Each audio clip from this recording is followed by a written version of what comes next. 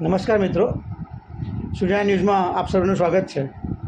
રાજેશ નાડિયા એ એમના social account પર મતલબ વોટ્સઅપ ગ્રુપમાં એ પર્સનલ ચલાવે છે ગ્રુપ, એમનું પર્સનલ છે. ત્યાં એમાં એના જ કાર્યકર્તાઓ કે એના જે મેળતિયાઓ કે એના થ્રુ એના જે ભગવાન માનવાવાળા કે આજીયા કરવાવાળા એમનું એક ગ્રુપ છે એમનું અલગથી, જેને ક્યાંક ને ક્યાંક કોઈકને ગુજરાત પ્રમુખને, કોઈને મહેસાણા પ્રમુખને, અમદાવાદના પ્રમુખમાં બનાવેલા છે. એવા લોકોને એક વોટ્સઅપ ગ્રુપ બનાવ્યું છે કે રાજેશ નાડિયાએ એના વોટ્સઅપ ગ્રુપમાં તારીખ 7/5/2025 બુધવારના રોજ એક પોસ્ટ મૂકી હતી કે લાલ બંગલામાં લાઇબ્રેરીનું ઓપનિંગ, લાઇબ્રેરી અને કાર્યાલયનું ઓપનિંગ, જે બી કંઈ કામ હોય તમારે ત્યાં આવજો, અહીંયા ફ્રી સેવા આપીએ, એ કામ કરવા માટે ઓફિસ ખોલી છે મારી, અને લાઇબ્રેરીનું સમાજ માટેના લાઇબ્રેરી છે. તો એનું ઓપનિંગ આજે હતું. પોસ્ટમાં લખેલું હતું કે તારીખ 12/5/2025 સોમવારના રોજ ઓપનિંગ છે. તો મેં એને અભિનંદન બી આપેલા એના ગ્રુપમાં, એનો સ્ક્રીનશોટ બી મૂકીશ કે ખૂબ સરસ, સમૂહ લગ્નમાંથી વધેલા પૈસાનું જો આ રીતે ભણતર સમક્ષ કે એજ્યુકેશન બાજુ જો સાચી દિશામાં એનો ઉપયોગ થતો તો બહુ સરસ વાત છે. પણ એણે ત્યારે એના અંદર કંઈ રિપ્લાય મને ના આપ્યો કે કંઈ કહ્યું નથી. તો આજે સવારે કંઈક ટાઈમ નહોતો લખ્યો એના અંદર કેટલા વાગે, તો હું સવારે ગયો, ચલો ઓપનિંગ હશે, જોતા એ લાઇબ્રેરી કેવી ચાલે છે. એમાં સમાજ પાસે એને દાન બી એમાં લખેલું છે, પણ કોઈ જેને જે કંઈ દાન કરવું હોય તો દાન માટે બી માંગ ચાલુ કરી છે એણે. લોકોએ આપેલા બી છે, સ્ક્રીનશોટ એ બી મોકલીશ. કોઈએ ટેબલ આપ્યું છે કે પંખો આપ્યો, શું છે મને ડિટેલમાં ખબર નથી, પણ અંદર સ્ક્રીનશોટ છે મારી પાસે, એ મૂકીશ. અને લોકો પૈસા પણ આપે છે. હવે વાત રહી મેન વસ્તુ કે આજ સવારે ઓપનિંગ હતું, હું ગયો તો લાઇબ્રેરીનું જે મકાન મેં જોયું ત્યાં કોઈ બોર્ડ નહોતું. ચલો બોર્ડ કદાચ પૈસા નહીં આવે તો નહીં બનાવ્યું, બ્લોક હતું. હું મળ્યો રાજેશ નાડિયાને પર્સનલ, એનો વિડીયો જો કે નથી લેવાનો રહ્યો, બનાવ્યો નથી મેં, રહી ગયેલું. તો રસ્તામાં મળેલો મને અચાનક, એટલે તો મેં પૂછ્યું ભાઈ લાઇબ્રેરીનું ઓપનિંગ સવારે હતું, આપણે કેમ ના કર્યું, કે કાંઈ કરી દીધું કે નહીં, કે કેટલા વાગે છે એમ, ટૂંકમાં સવારે હતું, સોરી. મેં કીધું લાઇબ્રેરીનું ઓપનિંગ આજે કરવાનું હતું, કેટલા વાગ્યાનું છે? મને કે અત્યારે નહીં, તો કે ચેતન મળે એટલે. હવે તમને એક શોર્ટમાં ચેતનની થોડી, કારણ કે ચેતનનું નામ આવ્યું એટલે મારે એની ઓળખાણ આપવી પડે. ચેતન ગામ બટરિયાથી, લગભગ બટરિયાથી મને શ્યોર નથી એનું ગામનું ખબર એટલું, પણ એ પહેલાં એનો પાર્ટનર હતો. શરૂઆતમાં જે ફેર વેલફેર સંસ્થા ચાલુ કરીને ત્યારે એ બધા એક મંચ ઉપર હતા અને એમણે શરૂઆત કરી હતી, આ કંઈક ફેર વેલફેર સંસ્થા કરી ચાલુ કરી હતી ને કંઈક લકી ડોનાને એવું કંઈક ચાલુ કર્યું હતું એમાં. એની બહુ લાંબી કહાની છે. અને એમાં ચેતને ઇન્ટરવ્યૂ બી આપેલું કે પછી હું કાર્યરત નહોતો તો મને રાજીનામું અપાઈ દીધેલું એ સંસ્થામાંથી, ને એની પોતે જે કામ કર્યા એમાં હું ઇન્વોલ્વ છું નહીં, એમાં કંઈ મને ખ્યાલ નથી, ને એમાં એ જ સંસ્થા પર સમૂહ લગ્ન કર્યા ને, એટલે એ ઇન્ટરવ્યૂ પછી મૂકીશ તમને, તમે કહેશો જાણવા માગતા હશો તો મૂકીશ.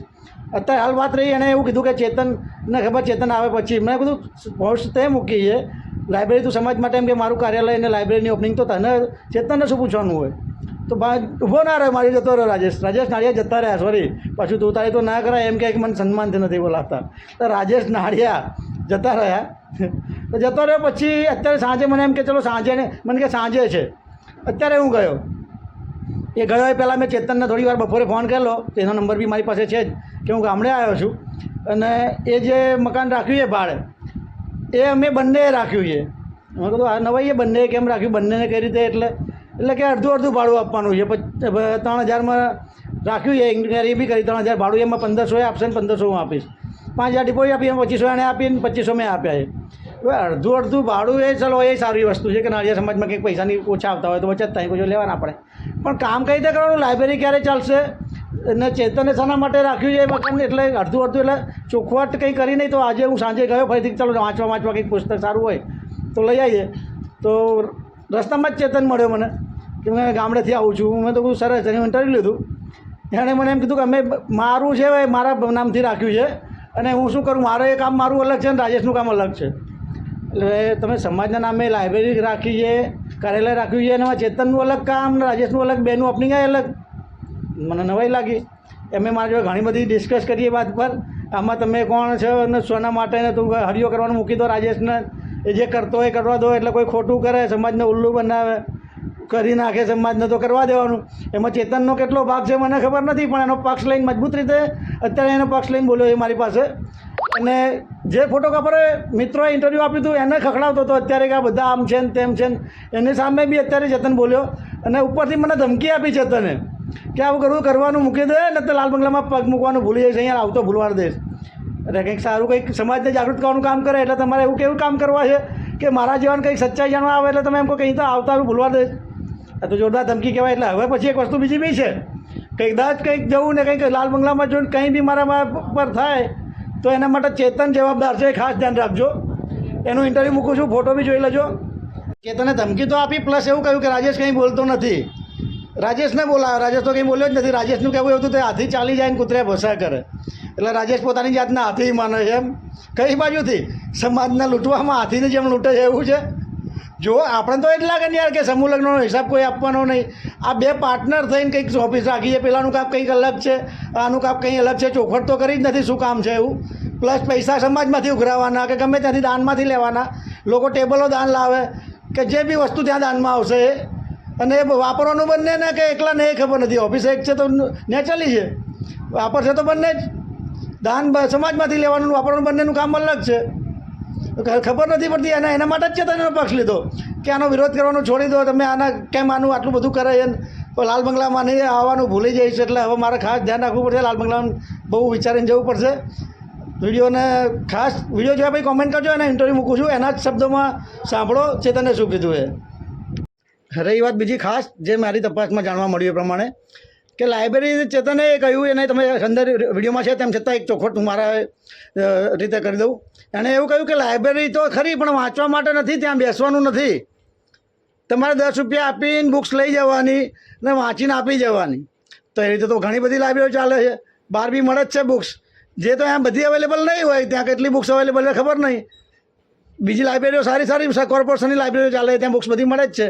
પૈસા આપીને જ જો લેવી હોય તો સમાજનું દાન શાના માટે ઉઘરાવજો. આ તો એ જ વસ્તુ થઈ, પોતાનું કંઈક ને કંઈક ચલાવવા માટે, સમાજના પૈસા ઉઘરાવવા માટેની એક નવી સ્ટ્રેટેજી ચાલુ થઈ.